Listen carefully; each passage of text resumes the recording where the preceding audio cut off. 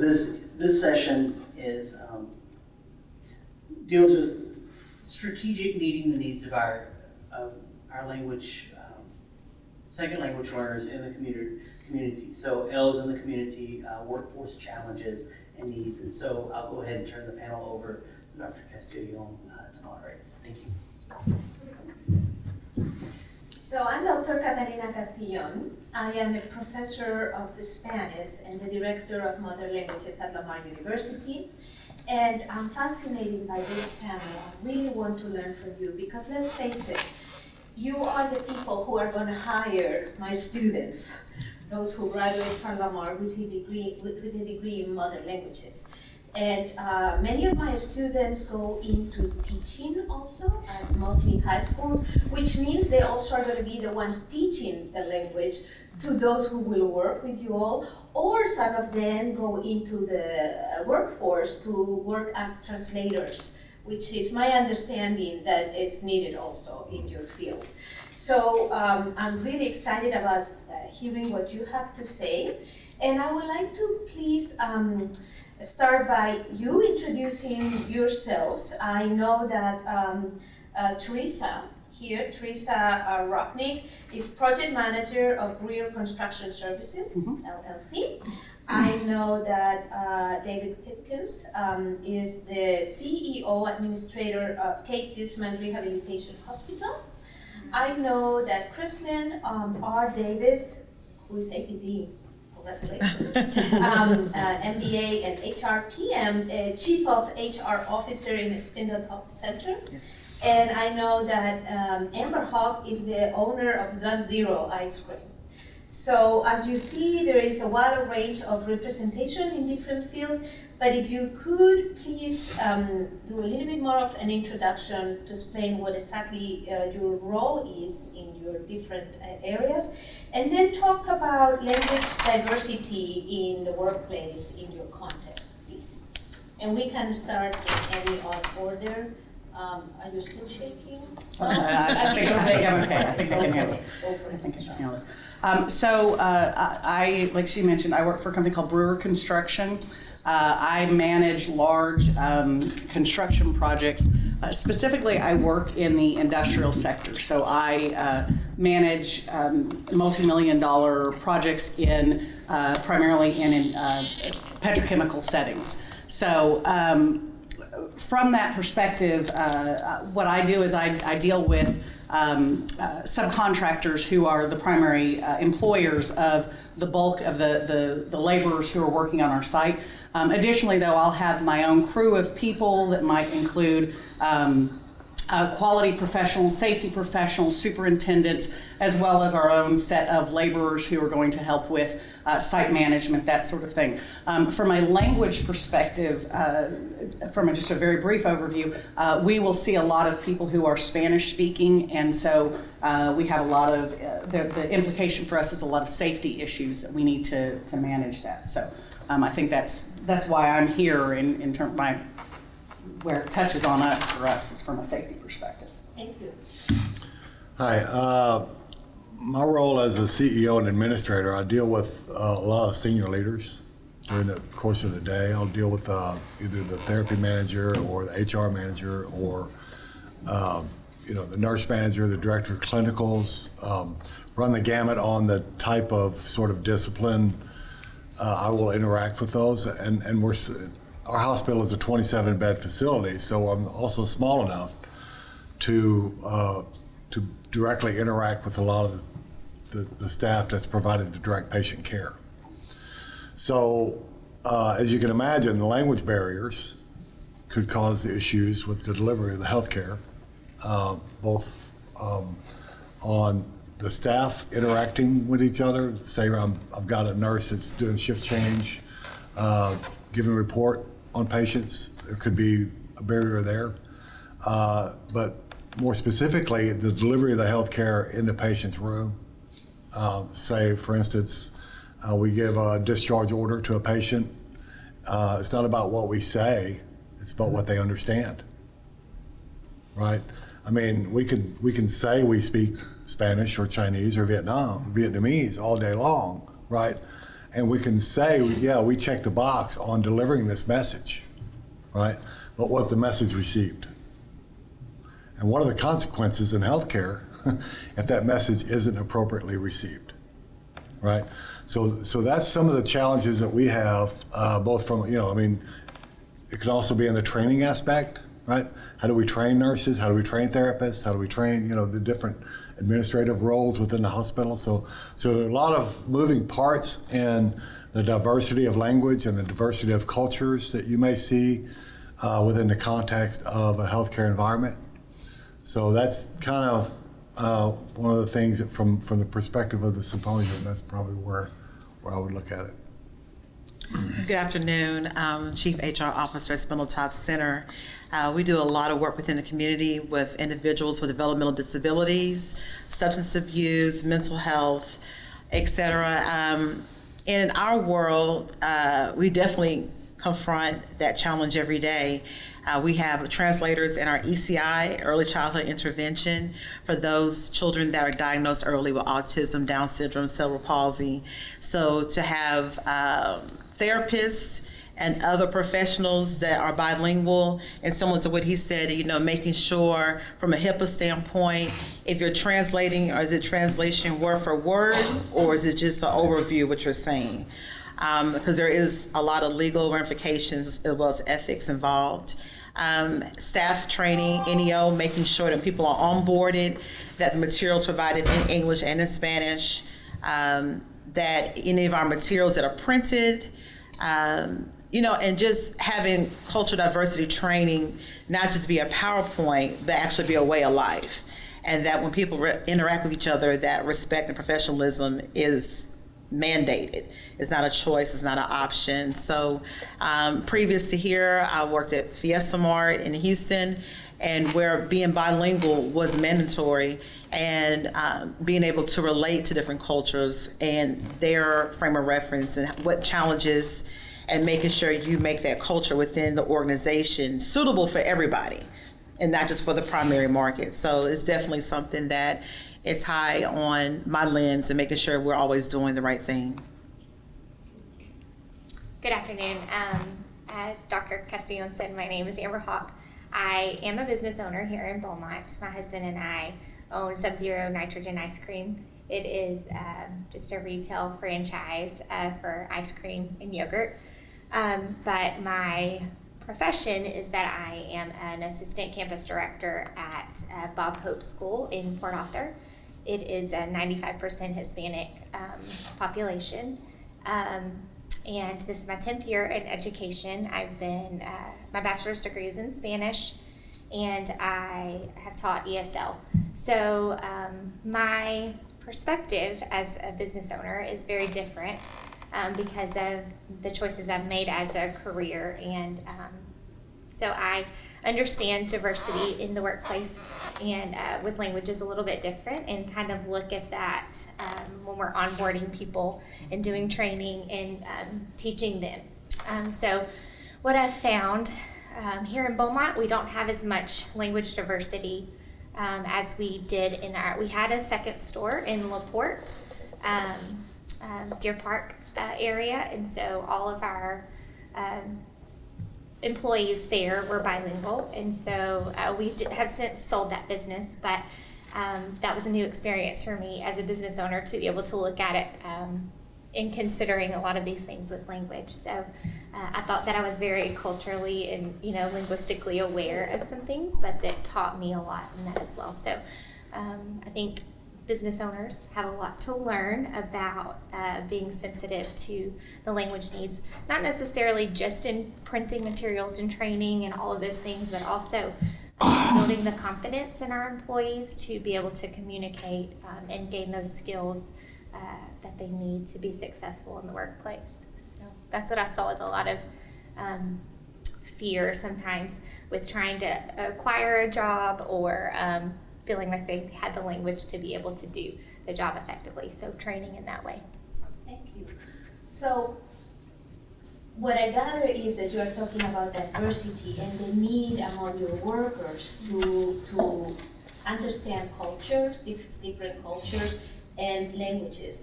I was particularly interested in the idea that in a hospital setting, for example, you say, no matter what language you speak, even when you speak in English, Right. you know, one thing is what you say to the patient. Even when you're speaking with you share a common language, and the person may not get it for other circumstances.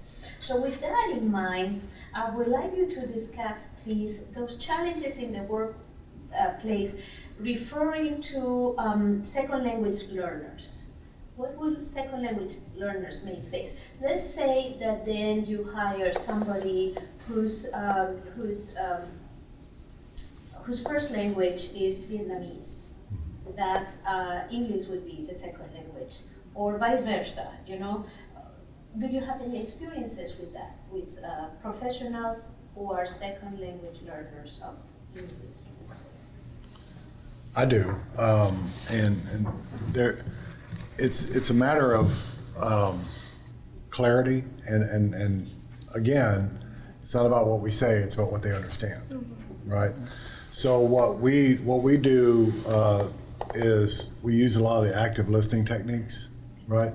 So this is what I understand you saying, kind of thing, right? I mean, this is what I'm hearing, and I want to make sure that we're clear on that, right? And you know, this spoken language is not really necessarily the only challenge either. It's, you know, some folks have used sign language, for instance, right? So I mean, there could be some things lost in it, and very rarely do you find someone who is able to do sign language, right? We have a program. We're a hospital in a hospital, so we're inside of St. Elizabeth. So we'll piggyback on a lot of their services that they provide, which is from an ancillary standpoint. So they have a program where they have certified translators or whatever in various languages, where we can tap into that resource.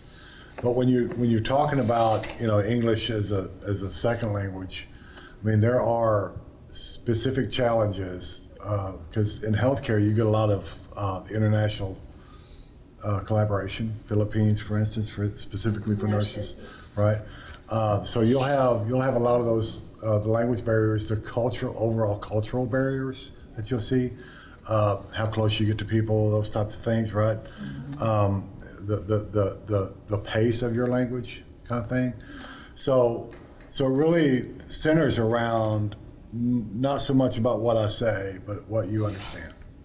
And I think as long as you're using a lot more active listening techniques, which, by the way, helps with folks who all speak English as well, right? I mean, so it's a matter of clarity and meeting the people that you're discussing this issue with, whether it's patient care, whether it's a disciplinary action at work, whatever, meeting them where they need you to meet them.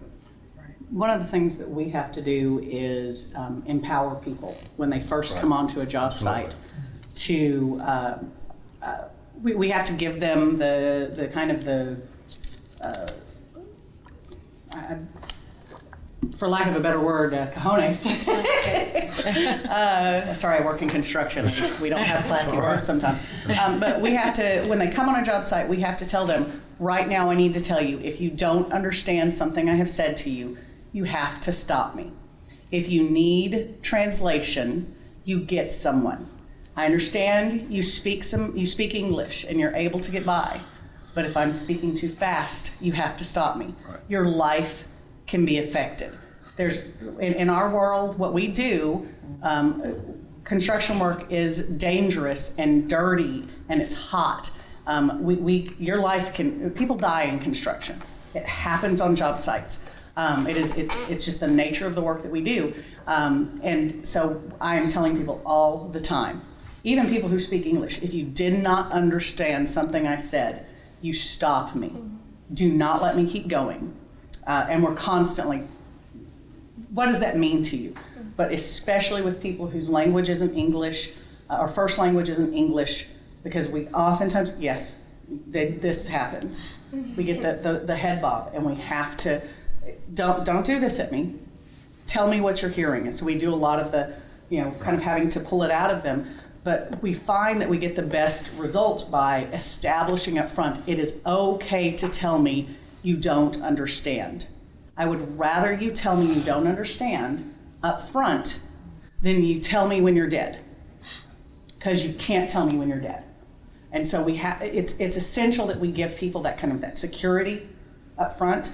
But we would be even better served that people were helped even earlier on before they even get to us. A lot of that it's a cultural thing, and unfortunately we have stuff going on right now that makes people terrified to not feel safe, that they're not, culturally fluent in English, which, sorry, I don't want to get off on a tangent, but that's something I feel strongly about. But, we need to make people feel safe that they are not fully integrated yet, and we do that by telling them the minute they come on our job sites, look, we made it okay for you to be on our job site even if you weren't fully fluent in English. We established this job site where you could only be on this job site because you have a foreman who is here who can translate for you, but you still make sure that you come and tell us if you didn't understand something. You slow us down. If I used a single word you didn't understand, you let me know. But we also have to start establishing that culture, and it's something we have to do both at the learner side as well as on the management side. Sorry. Yeah, feel strongly when you talk about culture, right? I mean, there's several different types of culture. One is a culture that you create within the organization as a whole, right? The empowerment to come up to your supervisor or your peer and say, I don't understand what you're saying here. Can you do that without being judged, right? Those, if I don't speak clear English, or if I'm going into a predominantly Hispanic environment and I don't speak Spanish, right? There's got to be that culture that says, okay, you need help. It's okay to say you need help. Let's get you some help. And there's no shame in either side of that, right? We've got to be open to that conversation as leaders and say, where do you need me as a leader to create the kind of culture that asking questions, and it's probably very, very rare in your environment, right? Because most people think, I'm a boss now, I'm going to tell people what to do. Well, you know what? As a boss, I serve more people than I direct. Exactly. I mean, I've got a team of people that are very capable, and if they're not capable, that's my fault, Right. right? Because if I'm not going to hire them, why do I keep them? Right. If I wouldn't hire that person, why would I keep them, right? And as a leader, you have to create a culture. Or if you're a leader, you don't have to be a leader to be the boss, right? I mean, it's all about what your influence is, right? Authority is one thing, influence is another, right? So how am I influencing my culture to accept that sort of environment, or to foster that type of environment where we can ask questions when there's a skip along the way? Well, there's a whole lot that we have to do on our end. Right. Right. I'm a woman in construction, so I'm already this rare Behind the eight bird ball, right? walking around on my job Right. site, and I'm on a job site that's especially in Texas, that's largely Hispanic. So I walk to a job site and they're speaking Spanish, and so I'll just go, cuidado, entiendes? I speak enough Spanish that I just sound dangerous. But I'll walk onto a job site and I will speak just enough Spanish to let them know that I'm going to try, and I'll try to work with them. I don't speak Spanish great, but we'll try to work together, and I'll pull out my phone. We'll try to translate. But I think it's that effort that I'm going to try and come to you, and you're going to try to come to me, and we're going to try to work together. And like you said, it's that as a leader, you have to show that you're gonna try and demonstrate that I'm not up here on this mountain, and you all must come up to me. That I'm gonna come down off of it and be a part of it and engage you as best I can at where you are. Yeah, and I don't want to dominate the conversation here, but I mean, that's my responsibility as a leader. Right. That's probably my greatest responsibility is to identify and to assess the type of culture that I'm either allowing or fostering. Am I going to foster a learning environment to where if you make a mistake, that's okay? You know, even in healthcare, where some mistakes can carry with it some rather severe consequences. But what direction am I going to take? Am I going to put this as a punitive environment, or am I going to make this as a mentoring and educational environment? That's Right? what I found when I was talking about building confidence in our English learners as as our employees. Retail, right? So ice cream and yogurt, it was nights and weekends. So we had mostly high school students, and most of Right. them, it was their first job. And so they did not have the skills that they needed, not just job skills because they were learning, but also the language to be able to communicate with the boss, to be able to flesh that out. Some of them had some career prep in high school or something like that where they had a little bit of coaching, but most of them, we were teaching them language. Maybe they actually knew the words, but they didn't know how to use it. Right. They didn't know how to say, okay, I really do need off because of this, and that's just working with teenagers in general, right? But teaching them and equipping Bless them you. to use the language that they had, but they didn't know how to, and they felt uncomfortable because they were second language learners, right? And so it was so many factors for them. But that's what I said. I felt like I was, being a second language learner myself and working in education and working with teenagers, I felt like I was really cognizant and had an awareness, but I still learned a lot myself about being able to really hear. And I think it's a lot of education for leadership to tell them, hey, this is something you need to be aware of. You need to get in there and meet them where they're at and be aware of what's going on for them as far as language goes. And there's a distinction between that and caving to your employees. Right. Right. Yeah. I mean, just because I offer the opportunity to meet you where you need me, right? That doesn't mean that I'm catering to you or I'm giving in to you on every whim, Right. right? I mean, in fact, it's quite the contrary, right? This is an ability. Gives me the ability to get to know you, what you need. If more time to communicate is better, then what happens when there is a conflict between that first level leader, second level leader, and it comes to me, right? That's an opportunity for me to teach my staff, okay, have you considered this? Have you considered this? Have you considered the fact that English isn't their first language kind of thing? And what you're dealing with is not a rebellious situation, but it's just an understanding thing, right? So all these components going in, and I'm fortunate in that a lot of the folks that I get have had a lot of the seasoning that the academic environment will give them. You deal with them raw, right? So it's a little bit more, I mean, Yeah. they're coming out of the household, and a lot of times they're not even out of the house yet. Right. Yes. Right, and that's their first job, and they're sophomore in high schools, Yeah. junior in high school, that kind of thing, right? And even your management staff, your staff that may not be their first job, but it's quite oftentimes their first supervisory position. It Leadership. is, yeah. How about you, Ms. Davis? I see you pensive. Yeah, I'm just listening. I recently did a training entitled Charisma, Conflict, and Culture. And a lot of it was the charisma you built will help deal with the conflict and ultimately creates a culture. And servant leadership, like he was saying, when you serve others, usually will take you a long way. A lot of people are transactional where do this, do this, do this, do that. Right. And there's no transformational.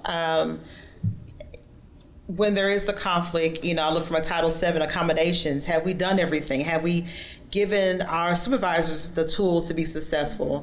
Have we implemented the language lines? So we have translators. We also have language lines 24/7 for crisis, for IDD, for substance abuse and mental health. We look at every venue so that way there's never going to be, hopefully, a case of allegations of disparity in treatment. or lack of opportunity for promotion. People come to work and feel that they're in an environment where if they show up and be the best version of them within their skill set, within their licensures or whatever it is, we as an organization are going to be supportive of that. And that, to me, that's like ultimately the end all. There's a lot of people that I have a Nigerian supervisor, and where he's from, they work doubly hard to get into the USA and work hard. Not so much the language barrier, but the culture distinct. When someone calls in and says, "Oh, my throat's sore," well, get a throat loss, just come to work. Because in their culture, it's like you come to work. And then you have the millennials and baby boomers. So you have all these different things, and that's a whole different conversation. Lots of moving parts, isn't it? But you have to set the tone, and you have to recalibrate that culture every single day, because if you can't model the behavior you want your peers and direct reports to do, then what's really going to happen? I'm very happy you mentioned these things because lately I have been thinking a lot about the idea of representation. What do you do in your different fields to have representation? Like you just mentioned, one of your managers, it's from Nigeria, so other people are going to see somehow themselves represented and that, oh, I can make it there, which is another way to do empowerment. Do you have any lines in your fields to make sure that those who work hard, those who learn the culture, those who may come to Lamar in the evenings, etc., to get the degrees, that they are actually being encouraged to move up the ladder and then become the representation for others? That is another way of empowering. Well, absolutely. I mean, healthcare is difficult in healthcare to take the time, especially if you're a nurse working 4-hour shifts, right?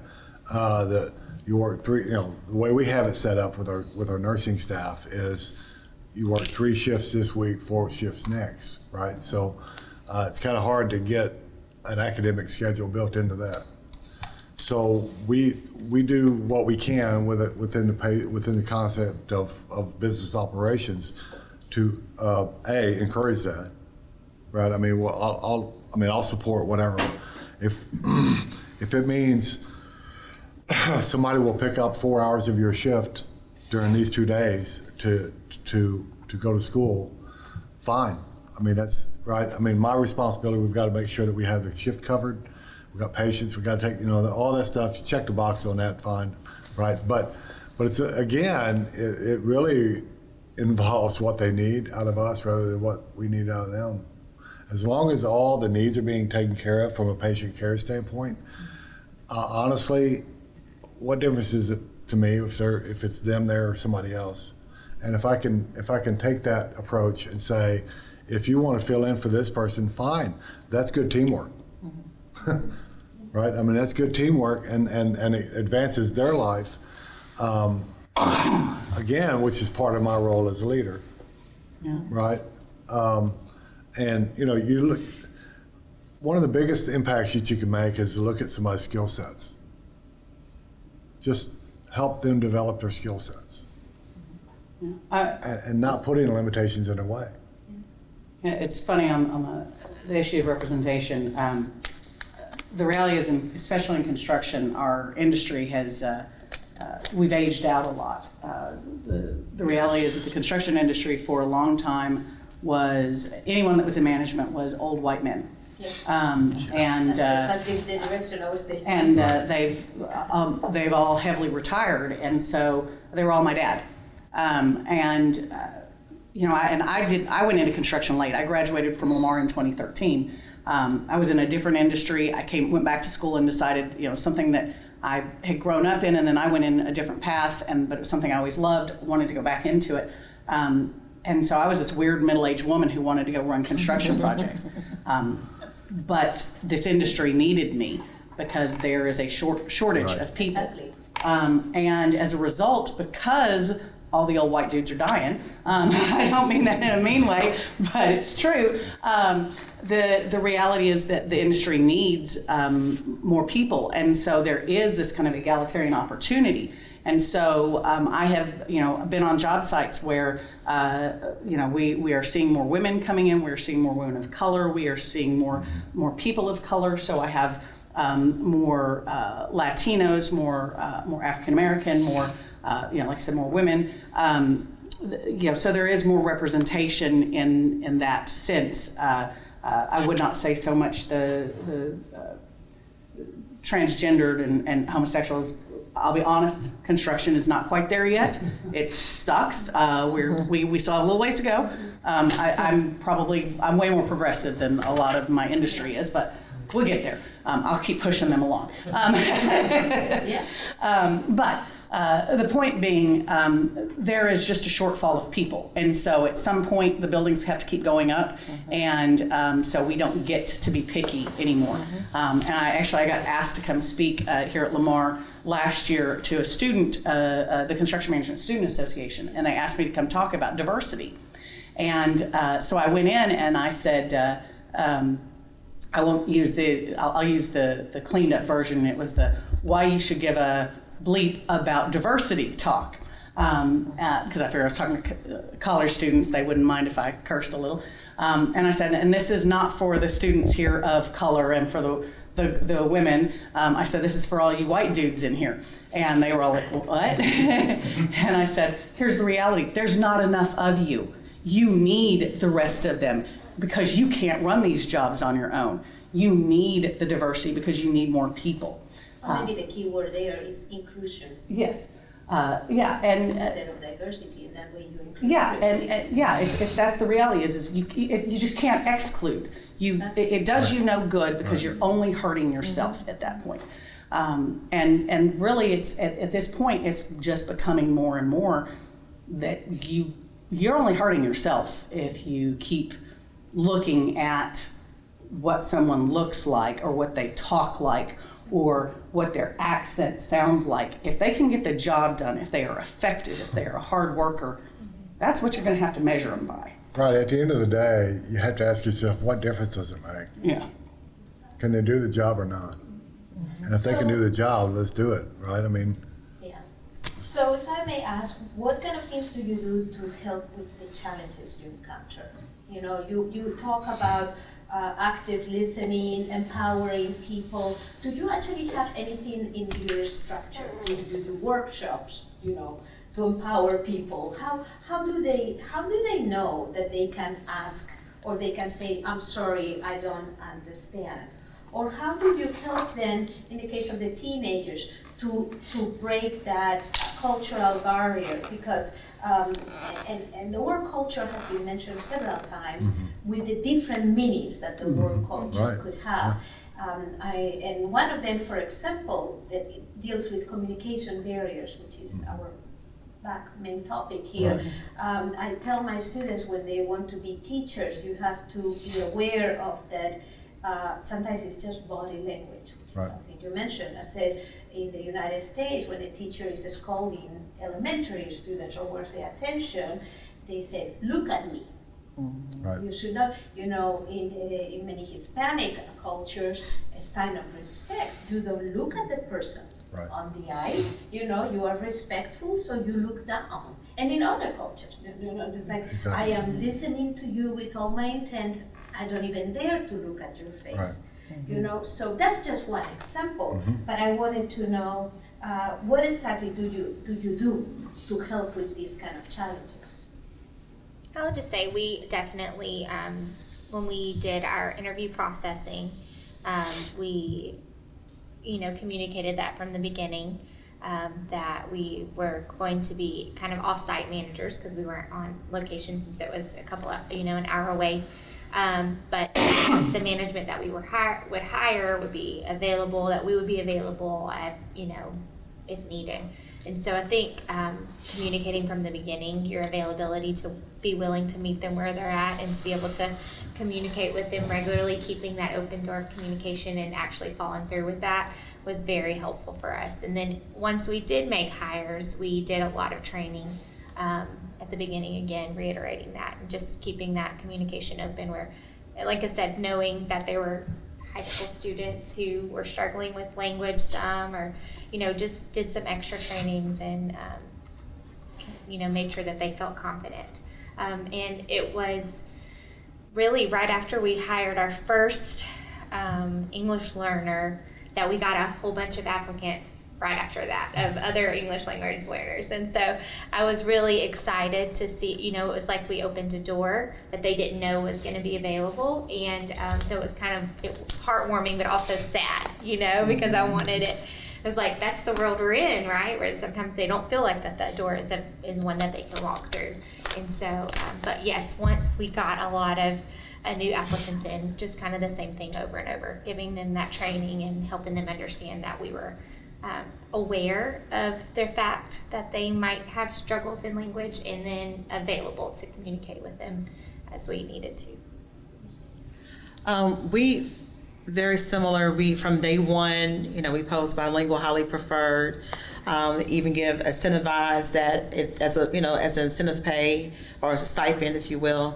The trainings, very much inclusion. When we do different employee events, we recognize other cultures. So that way the inclusion piece is not the elephant in the room. It's already part of it. You're making sure that the open door policy is not just something that's written and archived, but it's a reality.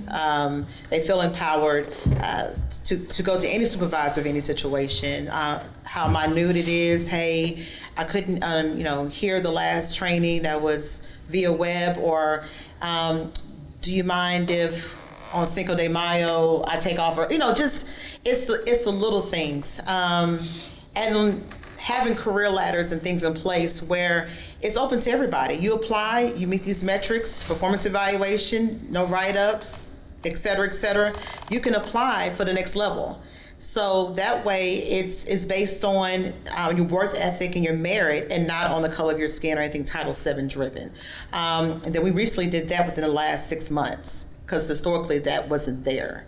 And just really, because we deal with IDD, people have autism, Down syndrome, so you have so much diversity already there, that the ESL second language is a small piece of this big pie where there's so many other moving parts. We have peer specialists that are employees that were once in substance abuse or in domestic violence, so they can relate. So you have an organization that has so many anomalies outside of the private sector. It's just something else, like, hey, well, come on board. What can we do?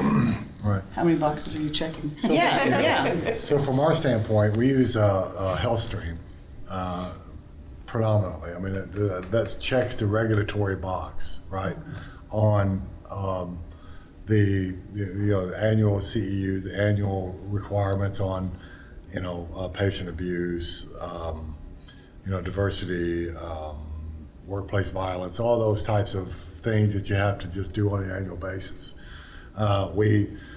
And basically we teach these things it's opportunistic, right? But it's also just a way of life. My door very rarely is closed. If I'm on a phone call or if I'm in a meeting or something, that's the only time my door's closed. I'm out and about with everybody. I get a sense of what's happening, right? Just zero tolerance on any kind of issues related to language or culture or things like that. I mean, it's just, I'm just not going to tolerate shenanigans, right? I mean, we're grown people. Let's act like grown people, and let's treat each other like we're grown people. And if you're the problem, then maybe you need to surround yourself by kids if that's who you want to be around, right? But this isn't the place for you, right? I mean, I don't wear that on my shoulder, but if you pin me into the corner, I'll tell you that, right? I mean, that's because, typically my thing is, hey, how you doing? What can I do for you? Everything all right? You run into problems here, you run into problems there, or whatever, But it generally is attitude, culture, and just what you demonstrate, what you model as a behavior. you know, I mean, it's just, I've got a, you know, therapy manager that's Hispanic. I've got a, you know, one of my charge nurses he's the mentor for the rest of our charge nurses. He's Hispanic. We've got several, you know, Nigerian-born nurses on board, you know, and it's all about the culture, you know, how do we help each other? What kind of a teammate? I ask people all the time, what kind of a teammate are you?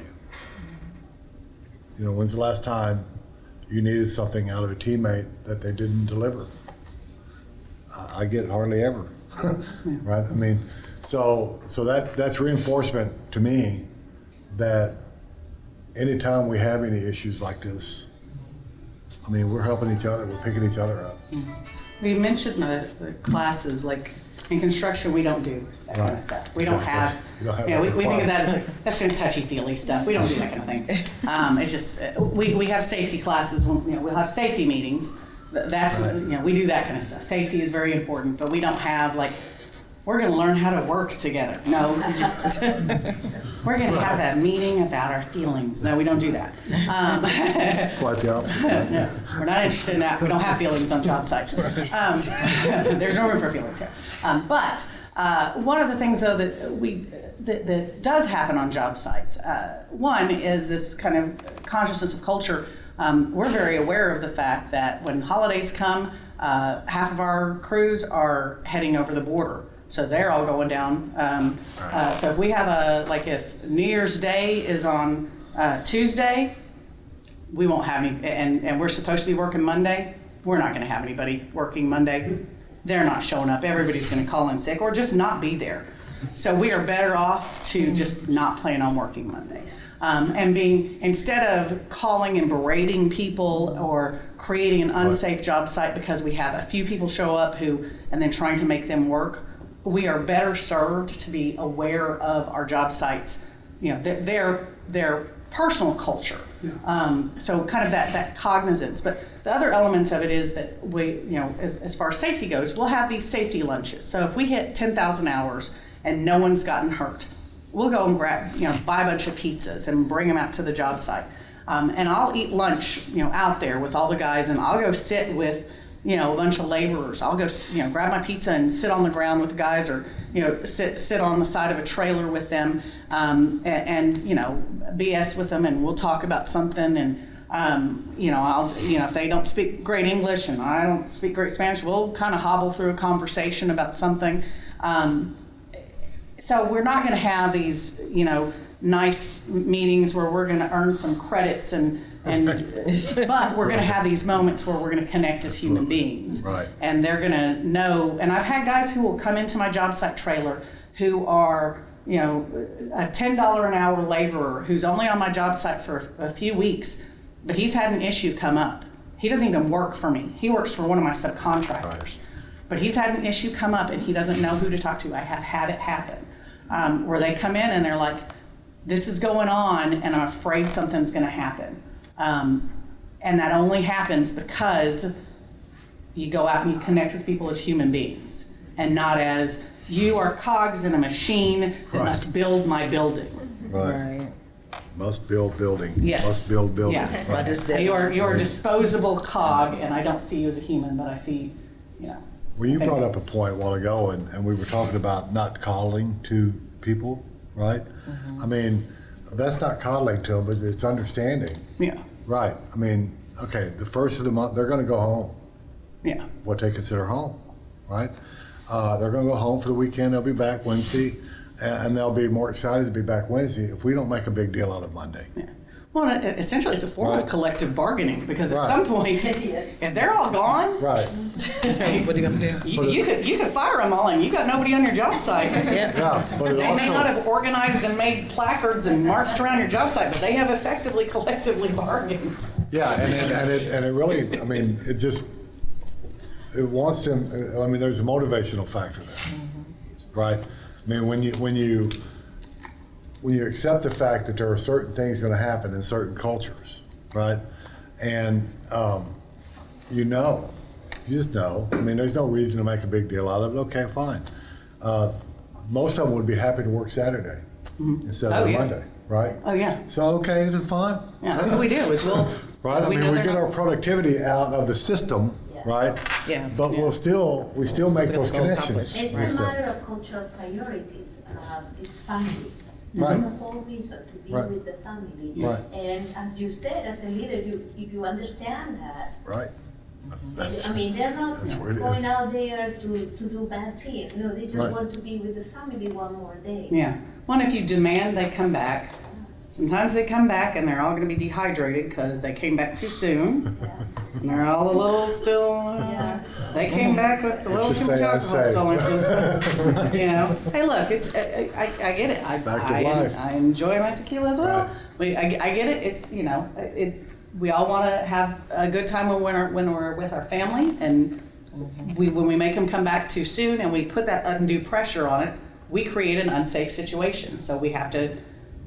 Sometimes we are wise to take a moment and understand that people have a life outside of our job. So, in terms of what Lamar can do for you all and the rest of the workforce, I gather some ideas for what you have been saying that maybe we should incorporate into our curricula or into our teaching techniques, which is, I am a linguist, I teach literature and I teach languages, and the idea of when you are preparing somebody specifically courses for the workforce, the idea of active listening techniques that you mentioned, in the sense of maybe we should tell our students who are learning English as a second language what that means. You know, when the boss says, "Do you understand me?" don't just say yes, because that's part of that culture I was talking about. You are supposed to always say yes to your boss. It's this deferral to authority. You will not dare to say no, ever. So you might not be getting a single word of what I am saying. As a matter of fact, I remember when I was an English as a second language learner, I was working at the bookstore at the university where I was at, and I remember one day I realized that they were having construction in the bookstore. They moved our working area to another, and I realized that it was not being efficient. So I decided, I was just a student worker, I decided I was going to tell everybody and organize it how we could be more efficient. So I started to talk to them, and I was feeling so great with my English, and Right. everybody there, even the boss, were looking at me and listening and nodding, because it happens the other way around also, you know. And I was telling them, you know, if you put your stage there, then the students come through here and by there, and they were all nodding. I said, okay, let's do it. And they looked at me, and then one of them afterwards said, "What are you talking about?" You know, they had no one. So it happens the other way around, you know, and it's that means of communication. I just thought I thought my English was perfect, everybody was getting the message, you know, so it happens both ways. So I guess we need to teach our students about those techniques and about security, about if your boss says stop, if you don't get it, just stop if you don't get it, and be aware of that, because the idea of safety, not just saying yes, that culture of empowerment. Somebody mentioned authority versus influence. That's important to teach those kind of concepts to our learners of English as a second language. The boss working communication. I love the charisma conflict culture idea. And the idea of service leadership, because it could also be that we come from other cultures where the boss is just supposed to Right. tell you, and you just do whatever the boss says, even if you don't agree. Okay, so I guess, and I pass the baton to Dr. Monso, that's something that we can incorporate to our curricula for English as a second language. Not just the vocabulary, and I know you do in terms of the culture, but I definitely have learned a lot from you all today. Well, something I was going to add to that, just something I would encourage, anytime you're teaching English, these students, my family just took on a foreign exchange student. So we have a young man from Ukraine who came to live with us about 2 weeks ago now. and I was helping him write a paper this week, and he was just struggling with how do you know to put a V here, but you don't put it here. And I said, it's just a lot of this is just because I've been speaking this for 40 years, and I said I'm trying, was trying to help him with some stuff, and a lot of it was it's just you're comfortable with it. But I said you still keep watching your TV, your shows on your phone in Russian, and you're still certain things so you're going to have to make yourself uncomfortable. You have to start watching TV shows in English. You have to start reading books in English. You came here to immerse yourself. You're going to have to immerse yourself. You can't keep going back to what's comfortable because it's comfortable. You have to be uncomfortable. You came here to be uncomfortable. Make yourself uncomfortable. I know that you want to go back to what's comfortable, but if you want to learn, learning is uncomfortable. It's the whole nature of learning. It's going to be uncomfortable. It's because that's how you get to comfortable, is you got to push through uncomfortable. And I think that's what we have to, that's why the nodding yes is the comfortable thing. And I think that's the biggest thing is we have to tell people, if you're comfortable, you're not learning. Any other suggestions for us to help you all from the pedagogical educational? I would just say to, definitely keep the bridges open with having work studies, internships, because in any field, in any culture, you can get the degree and licensures, but in order to excel in these different work formats, you have to have the lived experiences. And whether it's out of high school or a college student or someone in their mid to late 50s coming back to school, you don't know what you don't know. And partnerships with employers, small business owners, healthcare systems, whatever, retailers that are willing to be that liaison is what's going to be key. And making sure that the curriculum and reality mesh. Because sometimes theory, the scholar, practitioner, leader, you transcend, but you never get to the leader part because you're still holding on, well, the school book taught me that, and work group we did this, but the reality is something totally different. Mm-hmm. So everybody, it has become a brand marriage, it has become one united front. Well, I agree with you a lot. However, as an academic, I also think that part of my job is to teach my students to be critical thinkers. No, I agree. So Without question. Yeah, even absolutely. if, and that's happened with literature, so even if they have never been put in that reality situation, Right. when it comes, they think quick and they know how to And ask navigate it. questions. Yes. Well, So that's don't why, take it. that's why events like this can play a crucial role in bridging that gap, right? Or we could reach equilibrium between what academic offers, academic setting offers and what the real world offers, right? I mean, part of the benefit is that someone here may realize that I'm a real person as a CEO. Right, I mean, most yes. Yeah, I mean, and if it does make you feel if it makes you feel any better, I've had that shaking head thing in a staff meeting, and we all speak English, so and then they still not know what I say. But I mean, but part of the thing is knocking down the sort of barriers between leadership and the rank and file, right? And this helps. Right, things like this, Alex, helps because it makes us real people. We do what a lot of people would think are big things in life, right? Well, it's ordinary life to us. Do you think you are the norm? Because maybe you are just exceptional. Me? You all, yes. I think in our world we're the norm, right? But I think if you were to take a 360-degree look at us, I think we would be the exception. Because it's not very often when you find, in my case, an administrator talking to an LVN out on the floor. It's not very often where you see, a person at her level, right, sitting in the grass with somebody, right? I mean, it's not very often, but for us, we're real people, right? And the more events we can do like this, right? It creates an equilibrium and a confidence that they can approach us with what do I need to do in this, in my academic growth, right? To sort of connect to the community. I see Alex moving to the closer table. I think that means that time is up. And as I told you at the beginning, another of my role as moderator is to check the time, but not because I want you to be quiet. No, it's because I do believe, as you just said, that this should be something that is done often Yeah. and that we should continue the conversation. I think so. So with that said, I want to thank you all for being here today. Thank you. It's Honored really to much do it. appreciated. Thank you. I feel like I should curtsy now. I might bow, but I may not get back up. We really do appreciate it.